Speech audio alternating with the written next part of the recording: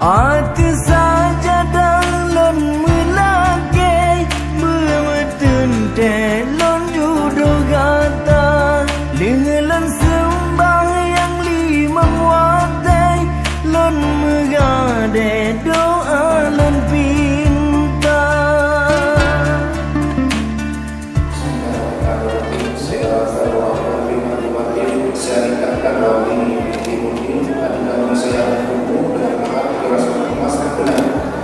Saya terima di tahun ini diikutin adik dan abang saya yang maha 13 Mas tunai.